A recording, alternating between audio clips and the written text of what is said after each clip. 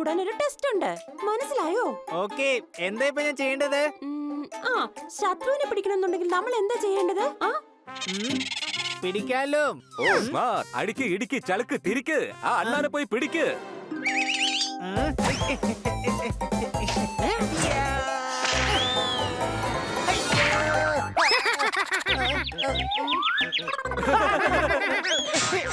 ആ അണ്ണാൻ അവന് നല്ലൊരു പണി കൊടുത്തിട്ടാണല്ലോ പോയത്.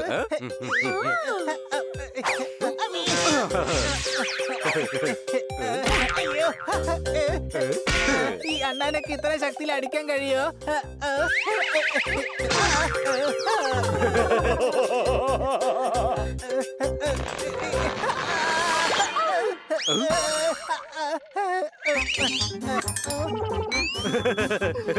ഇനിയിപ്പോ അടുത്തുള്ള സൂപ്പർ മാർക്കറ്റിന്റെ ജനല് നമ്മൾ പൊളിക്കുന്നു, പിന്നെ ചിക്കന്റെയും സാൻഡ്വിച്ചിന്റെയും കോളയുടെയും ഒപ്പം നമ്മൾ പാർട്ടി നടത്തുന്നു. ഇത് മോഷണമാണ്, അങ്ങനെ ചെയ്യാൻ ഞാൻ ഒരിക്കലും സമ്മതിക്കില്ല.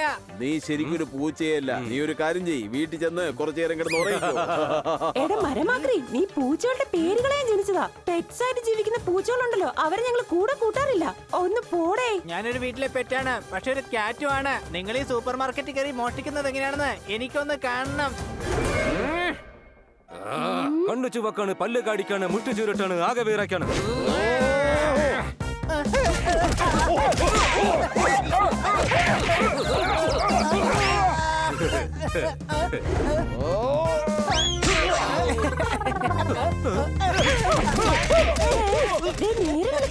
നമ്മള് വെറുതെ സമയം കളയല്ലേ. സിറ്റിയിൽ വേറെ ഒരുപാട് സൂപ്പർ മാർക്കറ്റ്സ് ഉണ്ട്, അങ്ങോട്ട് പോകാം.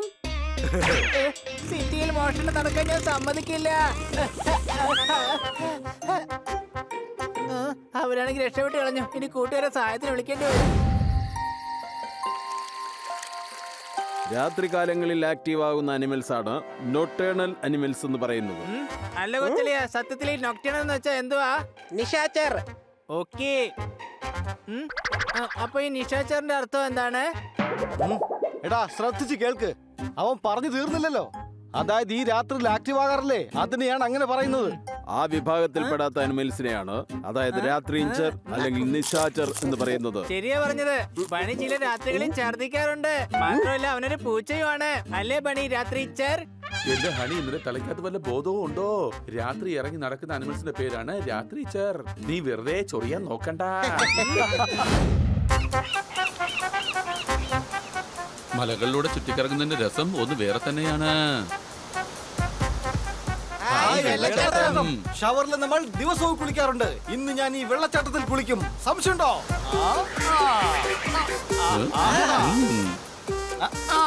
ആഹാ, എന്തൊക്കെയാലും നല്ല രസമുണ്ട്. കൊള്ളാം. നമുക്കൊന്ന് കുളിച്ചിട്ട് വരാത്തേ.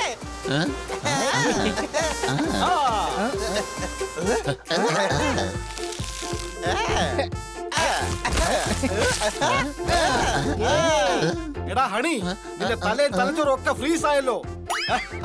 സംശയമുണ്ടോ? സ്ട്രോബെറി കിലോ 10 രൂപയ്ക്ക് വിൽക്കുന്നുണ്ട്. നോക്ക്, തോത്താറാമിന്റെ വണ്ടി അവിടെ കിടപ്പുണ്ട്. കൊള്ളാം, എന്റെ കവിത താങ്കൾ പൂർത്തിയാക്കി. അടികൈ. ആദ്യം വണ്ടി നിർത്ത്. ഇപ്പോ വണ്ടി മാത്രമേ കിട്ടിയുള്ളൂ. കുട്ടികൾ എവിടെയാണ്?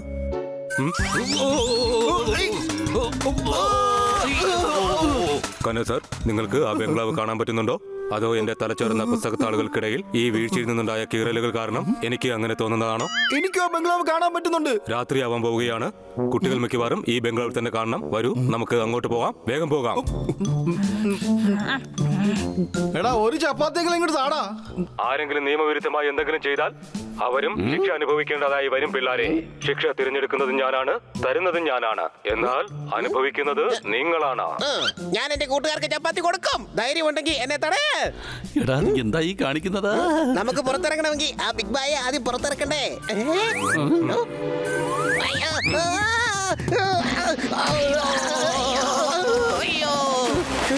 മണി, ആ വാതിൽ തുറന്നു, ഓടിക്കോ. ഹായ്, കുട്ടികളെ കിട്ടി.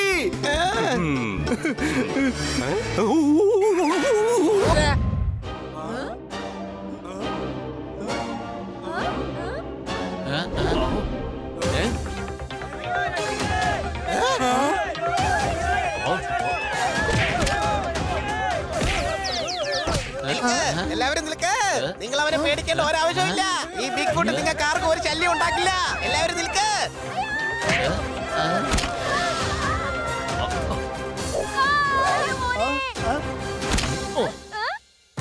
മോനെ രാജു,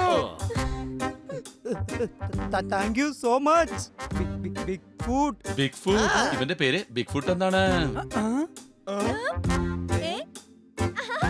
ആ. ആ.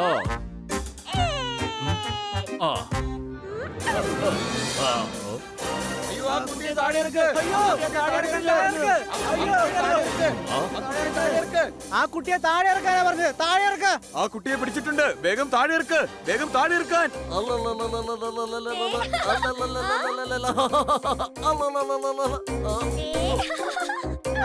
നല്ല സ്നേഹമുള്ളവനാ, നമ്മളെ പോലെ തന്നെയുണ്ട്. അല്ല, അവൻ നമ്മളെ പോലെയൊന്നും അല്ല, വളരെ വലുതാണ്. നമ്മൾ ഇതുവരെ വിചാരിച്ചിരുന്നില്ലേ അതുപോലൊന്നും അല്ല. അവൻ നല്ലവനാണ്. നിങ്ങളിപ്പോ കണ്ടില്ലേ, ഇവൻ അത്ര അപകടകാരിയൊന്നും അല്ല. നിങ്ങൾ കാര്യം എന്താണെന്നറിയാതെ ഇത്രയും പേടിച്ചത്. ഇവൻ ആർക്കും ഒരു നഷ്ടം ഉണ്ടാക്കാൻ ആഗ്രഹിക്കുന്നില്ല. ഇവൻ സൈസ് കൊണ്ട് വലുതാണ്. അതുകൊണ്ടായിരിക്കാം മറ്റുള്ളവർക്ക് ഇവൻ അപകടകാരിയാണെന്ന് തോന്നിയത്. പക്ഷെ ഇവനും നമ്മളെ പോലെ കളിക്കാൻ ഇഷ്ടമാണ്. നേരം പോക്കും ഇവൻ ഇഷ്ടമാണ്. എന്താ അടിപൊളി ബംഗ്ലാവാ ഇത്? അല്ല, ഇത് ആരുടെ ബംഗ്ലാവാണ്? കുട്ടികളെ, ബിഗ് ഭായിയുടെ ബംഗ്ലാവിലേക്ക് നിങ്ങൾക്ക് സ്വാഗതം. കൊള്ളാലോ കൂട്ടുകാരെ, നമ്മളെ സ്വാഗതം ചെയ്യുവാണ്. അതെ പിള്ളാരെ, നിങ്ങളെ എല്ലാവരെയും ഞങ്ങൾ സ്വാഗതം ചെയ്യുന്നത് ഞങ്ങളുടെ ഗെയിം ഷോയിലേക്കാണ്. ശബ്ദം കേൾക്കുന്നുണ്ട്, പക്ഷെ ആളാരാണെന്ന് കാണാൻ പറ്റുന്നില്ല. ഇത് ബിഗ് ഭായിയുടെ വീടാണ്. ഇവിടെ മനുഷ്യർ വരുന്നത് അവരുടെ ഇഷ്ടത്തിനാണ്, പക്ഷെ തിരിച്ചു പോകുന്നത് ബിഗ് ഭായിയുടെ ഇഷ്ടത്തിനാണ്. ഇനി നമുക്ക് കളി തുടങ്ങാം. ഞങ്ങൾക്കൊരു കളിയും കളിക്കണ്ട. ഇതിവിടെ വരുന്നതിന് മുമ്പ് നിങ്ങൾ ആലോചിക്കേണ്ടതായിരുന്നു. ഇനി നിങ്ങൾ കളിച്ചേ പറ്റൂ. എന്റെ ബ്രോ എന്താ ഉദ്ദേശിക്കുന്നേ? ഞാൻ നിങ്ങൾക്കെല്ലാവർക്കും ഒരു ടാസ്ക് തരും. നിങ്ങളിൽ ആരാണോ ഞാൻ തരുന്ന ടാസ്ക് പൂർത്തിയാക്കി വിജയിയാകുന്നത് അവർക്ക് 1 കോടി രൂപ കിട്ടും. പിന്നെ തോറ്റവരെയെല്ലാം ഞങ്ങൾ തമ്പ് ഇംപ്രഷൻ കാണിച്ച് തുമ്പിയെ പോലെ തട്ടിക്കളയും.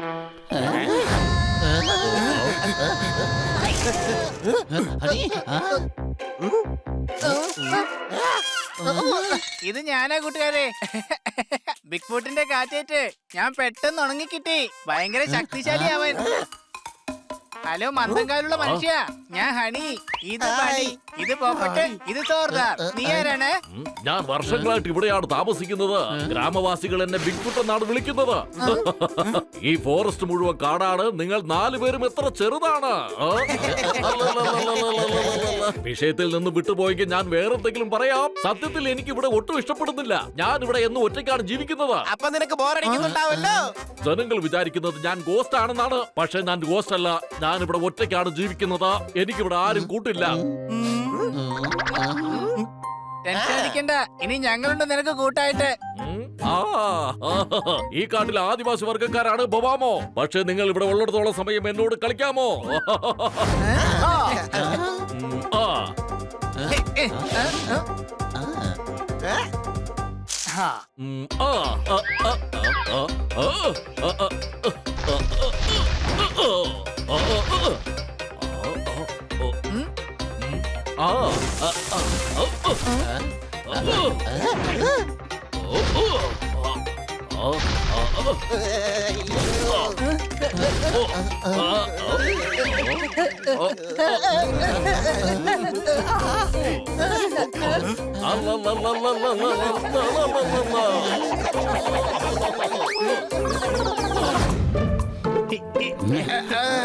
കൂട്ടുകാരെ, ഒരു വർക്ക്ഷോപ്പും ഇല്ലാത്ത സ്ഥലത്ത് വെച്ച നമ്മുടെ ഈ വണ്ടി കേടായത്.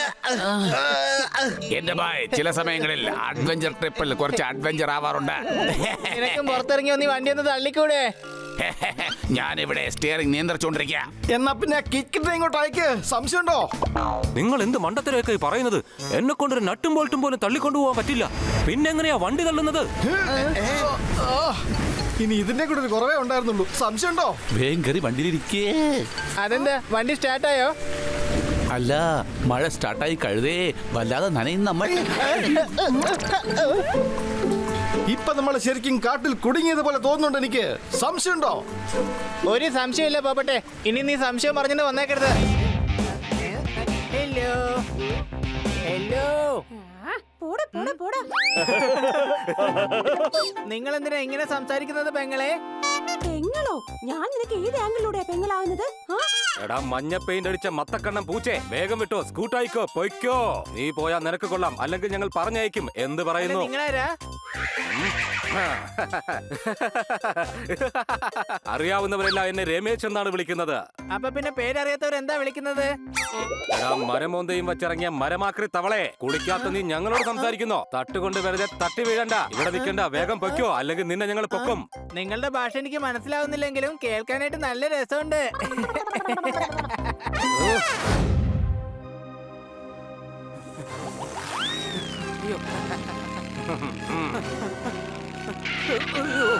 എന്റെ ചേട്ടാ വിട്ടേക്ക് എന്നെ. അയ്യോ എന്നെ ഒന്നും ചെയ്യില്ല, ഞാൻ എന്റെ ഗ്രാമത്തിലേക്ക് പൊയ്ക്കോളാം.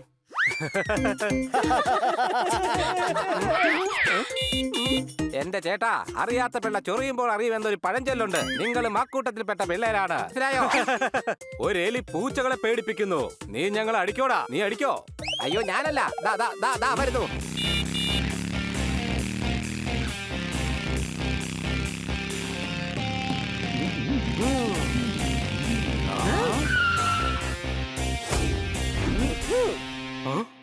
ഞങ്ങളുടെ കൂട്ടുകാരനെ തൊട്ടു കഴിഞ്ഞാ രാത്രി മുഴുവൻ സ്വന്തം ബോഡിയിൽ തൊട്ട് തൊട്ട് നോക്കിക്കൊണ്ടേയിരിക്കും. അതായത് എവിടേക്ക് ഇടികൊണ്ടുവന്നറിയാൻ. സംശയമുണ്ടോ? ഹുല്ലേ ഹുല്ലാരേ ഹുല്ലേ ഹുല്ലേ ഹുല്ലേ. ഏയ് രാജു, പപ്പു, ബണ്ടി, മര്യാദക്ക് എടുത്തോണ്ട് വെക്കോ വേഗം നിങ്ങളുടെ വണ്ടി, ഇല്ലെങ്കിൽ നിങ്ങളെ ഞങ്ങളടിക്കും. 2020. എടാ കോപ്രാത്തലയാ, നിന്ന് വാചകം അടിക്കാതെ വേഗം സ്കൂട്ടാവടാ, പോട്ടാ, വീട്ടിൽ വിടാ. കൊച്ചലിയ, നിനക്ക് ഇവരുടെ ഭാഷ നന്നായിട്ട് അറിയാലോ. എവിടുന്നാ പഠിച്ചത്? എന്നെ കൂടെ ഒന്ന് പഠിപ്പിച്ചു തരാമോ പ്ലീസ്? നിനക്കും അവസരം കിട്ടും വെല്ലുവിളിയാ. ഇപ്പൊ ഇവന്മാരെ കുറച്ച് മര്യാദ പഠിപ്പിക്കാനുള്ള സമയമാണ്. ഈ കൊപ്ര തലേന്റെ തലയാട്ടി എണ്ണയെടുക്കണം. ഇവന്റെ തലക്കകത്തുള്ള കളിമണ്ണെടുത്ത് നമുക്ക് പ്രതിമയുണ്ടാക്കണം.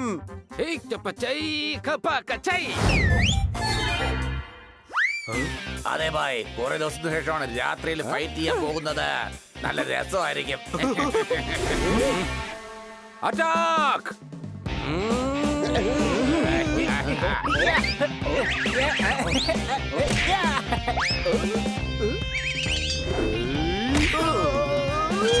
ലൈറ്റ് ഒന്ന് ഓഫ് ആക്കടാ, എനിക്കൊന്നും കാണാൻ പറ്റുന്നില്ല. കള്ള മൂങ്ങേ, നീ ഇങ്ങനെ മോങ്ങാനാ ഞാൻ ടോർച്ച് അടിച്ച്. സംശയമുണ്ടോ?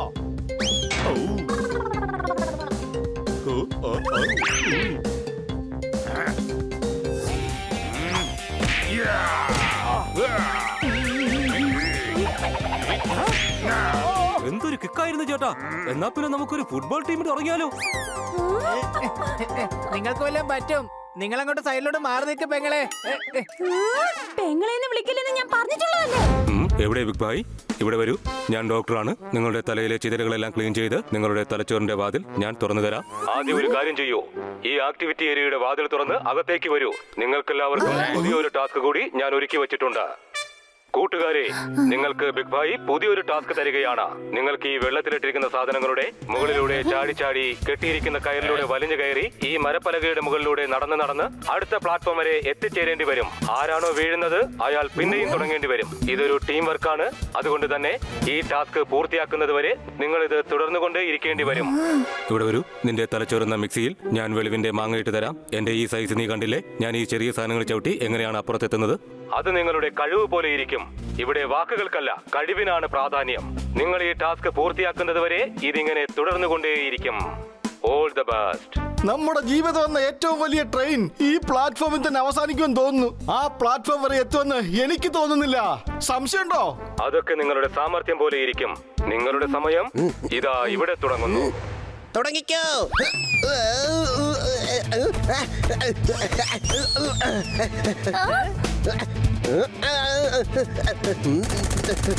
അയ്യോ, ഇതെന്താ ഈ കാണിക്കുന്നേ?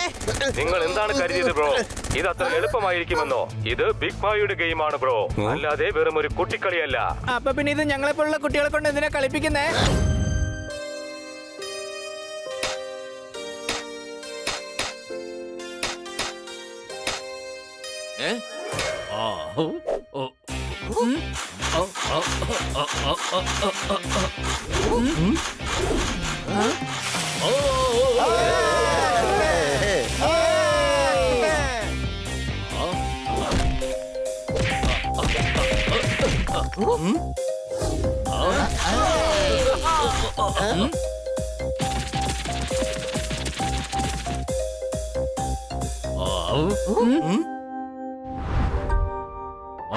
Thank you big foot. നീ ഇല്ലായിരുന്നെങ്കിൽ ഞങ്ങൾക്ക് ഈ ജോലി ചെയ്യാൻ മിനിമം ഒരു വർഷമെങ്കിലും ആവശ്യമായി വന്നേനെ.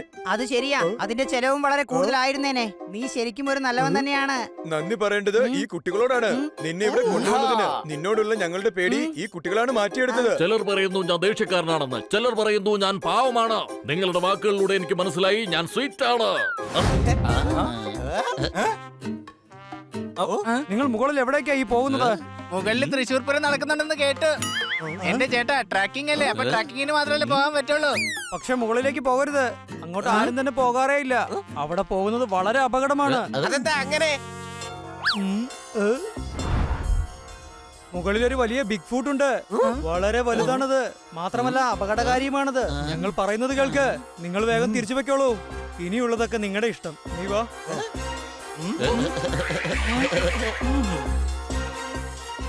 കൂട്ടുകാരെ, മുകളിൽ അങ്ങനെയൊന്നും ഉണ്ടാവാൻ സാധ്യതയില്ല. അഥവാ അങ്ങനെ ഉണ്ടെങ്കിലും നമുക്കതൊക്കെ നേരിടാമല്ലോ. ഈ ഗ്രാമവാസികൾ വെറുതെ പേടിക്കുകയാണ്. അതെ, മുകളിലേക്ക് പോകണമെന്ന് തന്നെയാണ് എന്റെ അഭിപ്രായം. സംശയമുണ്ടോ? അതെ, എനിക്കും തോന്നുന്നത് അങ്ങോട്ട് പോണോന്നാണ്. നിങ്ങൾ മൂന്നുപേരും പോണോന്ന്. നിങ്ങൾ മൂന്നുപേരല്ല, നമ്മൾ എല്ലാവരും മുകളിലേക്ക് പോകുന്നുണ്ട്. സംശയമുണ്ടോ? ആ, സംശയമുണ്ട്. നിന്നെയാ സംശയം. കാരണം നീ ആയിരിക്കും ആദ്യം ഓടുന്നത്.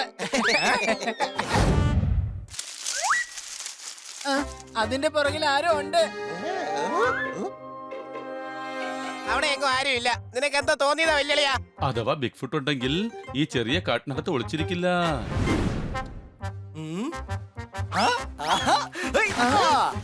കൊള്ളാം, നല്ല തണുത്ത വെള്ളം. കുറച്ചു നേരം ഞാനൊന്ന് വിശ്രമിക്കട്ടെ.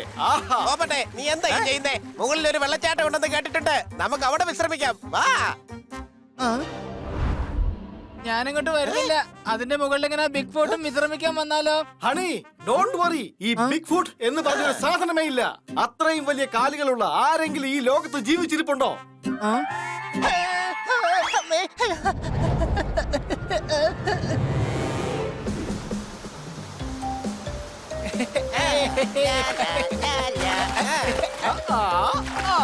വെള്ളച്ചാട്ടത്തിൽ വിശ്രമിക്കാനുള്ള നിന്റെ ഐഡിയ കൊള്ളാൻ പണി. Thank you, thank you.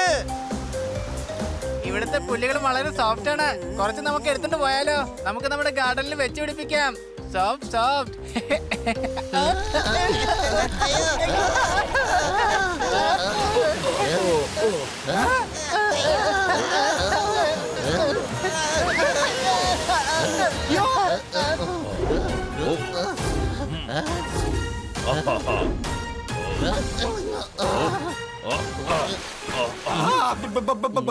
Big foot.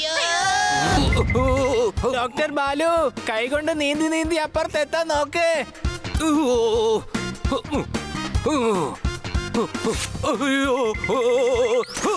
നിങ്ങൾ എന്താണ് കാണിക്കുന്നത്?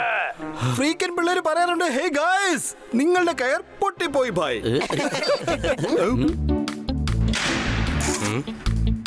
പിള്ളാരെ, നിങ്ങൾ ഇത് എങ്ങോട്ടാണ് അതിക്രമിച്ച് കയറുന്നത്? ഇത് എന്റെ വീടാണ്, അല്ലാതെ സത്രമൊന്നുമല്ല.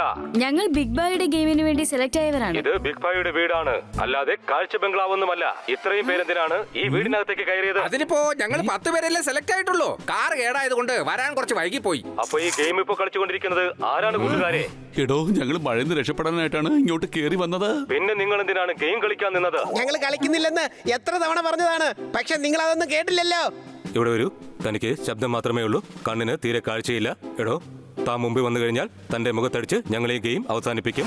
ഇനി നിങ്ങൾക്ക് ഈ സ്വിമ്മിംഗ് പൂളിൽ കിടക്കുന്ന സൂചികളൊക്കെ പറക്കിയെടുക്കേണ്ടി വരും. മുകളിൽ പാത്രങ്ങൾ ഇരിപ്പുണ്ട്, അതിലേക്കാണ് സൂചികൾ ഇടേണ്ടത്. അവരവരുടെ പാത്രങ്ങളിൽ ഒരു തവണ ഒരു സൂചി മാത്രമേ ഓരോരുത്തരും എടുത്തിടാൻ പാടുള്ളൂ. ഏത് മത്സരാർത്ഥിയുടെ പാത്രത്തിലാണോ ഏറ്റവും കൂടുതൽ സൂചിയുള്ളത് അവർക്ക് കിച്ചണിലേക്കുള്ള വാതിൽ തുറക്കപ്പെടും. ഇല്ല, ഞങ്ങളിത് ചെയ്യില്ല. സംശയമുണ്ടോ? കൂട്ടുകാരെ, നിങ്ങളിത് ചെയ്തില്ലെങ്കിൽ നിങ്ങൾ വിഷമിച്ചാകും. സംശയമുണ്ടോ? ഇത് നമ്മൾ ചെയ്തേ മതിയാകൂ പോപ്പാ. എനിക്ക് നല്ല വിശപ്പുണ്ട്.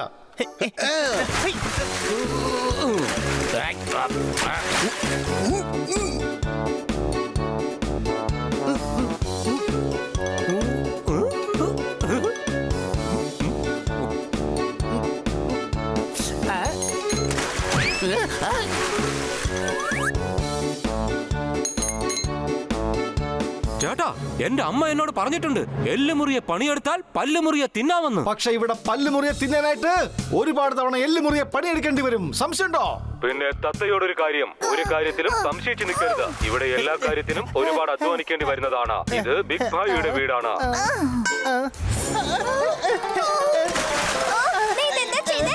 എടുത്തു വെച്ച സൂചി മുഴുവനും നീ വെള്ളത്തിലാക്കിയോ? എന്റെ ഭായി സമയം ഒട്ടും ശരിയല്ല. ഇപ്പൊ കണ്ടില്ലേ, എല്ലാ സൂചിയും വെള്ളത്തിലായി പോയില്ലേ. അയ്യോ, എങ്ങോട്ടാ പോകുന്നത്? ചലഞ്ച് ഒന്ന് പൂർത്തിയാക്ക്. ഏതെങ്കിലും ഒരു കഴുത ആ ഗേറ്റ് വരെ എത്തോ? കഴുത ഞാനാണ്. ഞാൻ ഗേറ്റിലേക്ക് പോവില്ല. പറഞ്ഞാ മനസ്സിലാവില്ലേ? പറഞ്ഞതല്ലേ സൈഡിലേക്ക് മാറാൻ. വല്ലതും പറ്റും എന്റെ പൊന്ന് പെങ്ങളെ. ഏയ്, പറഞ്ഞില്ലേ പെങ്ങളെന്ന് വിളിക്കരുത്. വിളിക്കരുത്.